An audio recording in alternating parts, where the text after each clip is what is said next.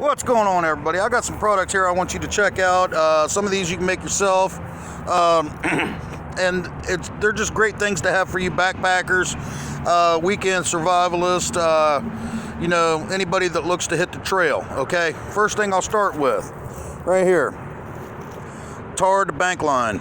Okay, this 220 pounds is about 150 yards bank line. This stuff is good. No, I'm sorry, it's 200 pound. A lot of people talk about how they like to use paracord. Well, this guy right here, this is pretty good. This will do everything your paracord will, your 550 paracord will, but it's got its limitations and it's got its advantages. One thing that the advantage of this has is it doesn't dry rot like paracord will. It doesn't bleach in the sun and fall apart and stuff like that. You can make shelter out of this and it'll last for a while. It does have 3 strands. And my phone don't want to focus, so you'll just have to take my word for it. But you can break it down into 3 separate strands. You can use this for fishing. You can use this for building shelter, making snares. As a matter of fact, this is more preferred over making snares in my book because the knots are better. And it's a thinner line, the animals don't see it as easy. And if you have to choke an animal out with it, with your snare, this is a lot thinner. It works. It's not as strong. 550 paracord is 550 pounds. This is 200 pounds. So you use twice as much just to get what you get from the paracord, but it's less than half the price. 50 foot of paracord costs you about $10, I do believe, where this right here, I think I paid $2 for it at Walmart. Really good stuff, good to have in your pack.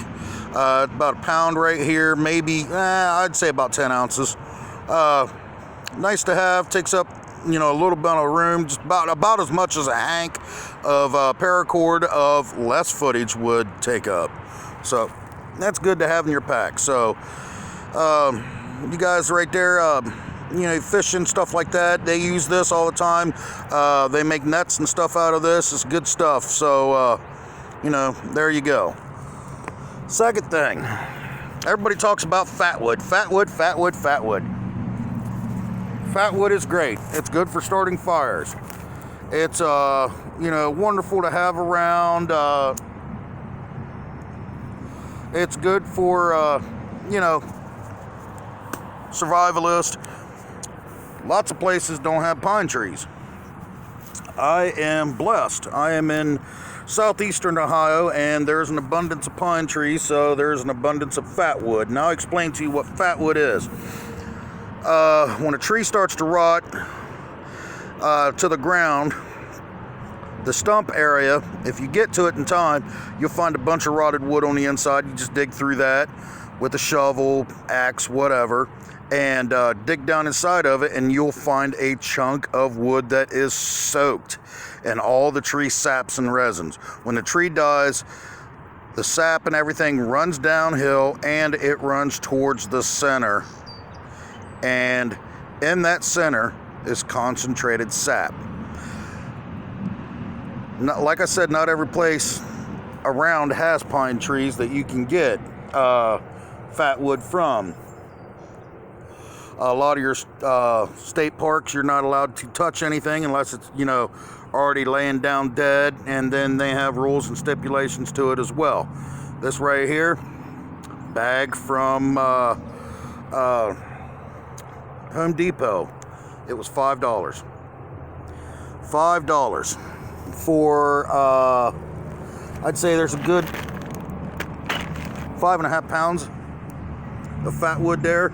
I've actually used this. It comes in these small sticks. Set this one aside so you can see. Comes in these small sticks like this.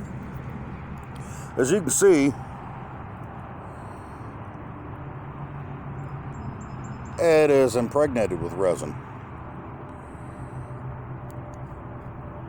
Really good stuff. You take some shavings, you light it with your ferrocerium rod, and poof, it goes up, and it does work well.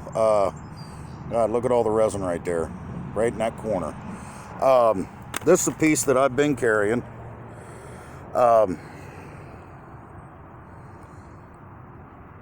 You can see the crystal. Well, my phone ain't fucking focusing, but there's crystals right there. If I turn it, there you go. You can see the sparkling right there. This stuff's great, man. It really is. Really good. Like I said, not every place you can get fat wood. The best place to get it's down south.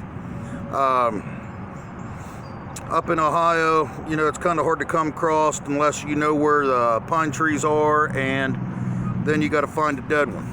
So, you know, you buy some of this, keep, you know, 5 or 10 of these little sticks in your bundle, and, you know, you only need just a little bit to start a fire with. And you can actually, you know, once you get it going, lay a couple of these on there and actually burn them up, since you know where to get it now. And, you don't have to break your neck trying to find it and everything else. Now, if I was you to carry this in your pack, I would carry it in a plastic bag just to keep it dry. But, you know, with that much resin, I mean, even slightly damp, it should spark right up. And you never keep just one fire source in your pack anyways. You always carry a lighter, a ferrocerium rod, stuff to make a bow drill, shit like that. And that, yeah, back to that paracord and the bank line. I do not prefer this for making a bow drill. Paracord for that. It's stronger for situations like that. This stuff right here is good in a pinch for making splints and everything else. Leave your paracord for stuff you really need it for, like fire making, pulling animals if you like shoot a deer or whatever. Drag it back to your camp. You know, hang them up out of trees. Use that paracord for that stuff. Use this for everything else. This is like a pair of channel locks and a plumber's toolbox. I mean, it's a great thing. Okay, now moving right along, now that we got the fat wood out of the way, we've got these two things right here that I have made. My brother Jonesy showed me how to make this one. This is a great little tool to have. Some situations when you're out backpacking, you can't have a campfire. Makes cooking kind of hard. And like me, some of you guys can't afford some of them new fancy cook stoves. So you got guys like me that make things like this. This is all cardboard in a cat food can.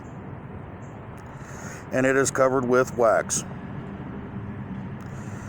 And I will show you how great this little deal is to have. As you can see, I kept the center of it up. Makes less of a lighting surface, works really good.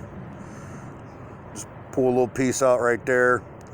And the first time you light this will be the hardest time. After that, put the char on there. This will last probably 6 to 8 hours. Actually, if not longer. I've never burnt one of these small ones. I've used the big soup cans full of them, and they last for days. But this right here, I'm figuring probably 6 to 8 hours. Set this on the ground. Pile you some rocks on either side of it. Put your little cooking surface right there, and you got a place to cook. Now, ease of use is, you ain't gonna light this with a ferrocerium rod, I'll tell you that right now. No ferro rod will light this, but a lighter, see how quick that was?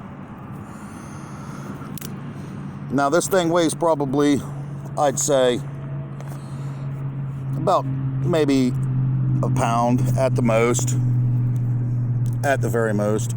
It's about the same weight as that, actually. Good to have in your backpack. Like I said, you stack some rocks up here and some rocks over here.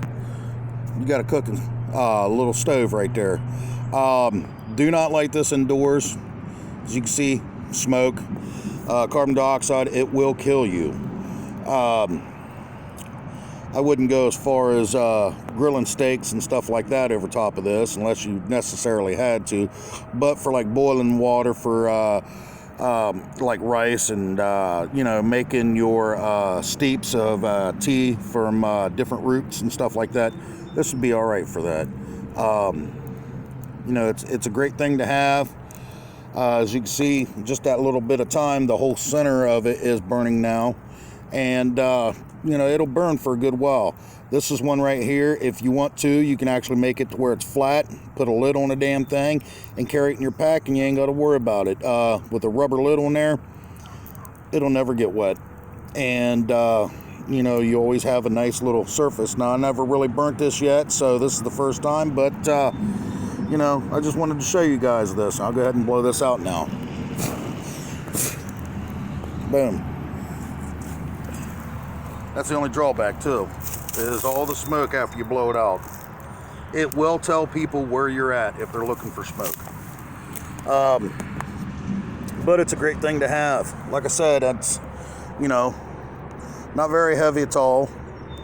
Dry, wax is dry, you know. I mean, well, that just come off of my thumb because I heated it up. But I mean, this is a great thing to keep in your pack if you're out there trying to survive. Another one. No, this is not snuff. Yes, I do rub snuff, but I keep the cans for my shed, you know, little nuts and bolts and stuff like that. They fit great in these. Also, something else. Survival situation. This is dry. It's pretty much impermeable to water. If you want to, put some wax or tape around that and keep it even drier. Electrical tape. Yes, cotton balls, but these are special cotton balls. These cotton balls have been rubbed in a baggie of Vaseline, so they burn for a while. Try to get one out here without pulling all of them out. There you go. One cotton ball soaked in Vaseline. The reason why you soak them in Vaseline, cotton ball will burn up in about 30 seconds. This, I'm gonna set you down real quick. See if I can find a way to prop you up here. There we go. That'll work. Let's break this cotton ball apart.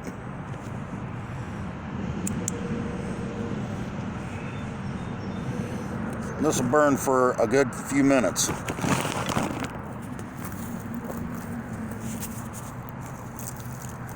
I mean, it's good to have in any situation, honestly. You can see the size of the flame on that instantly. And we're charred now.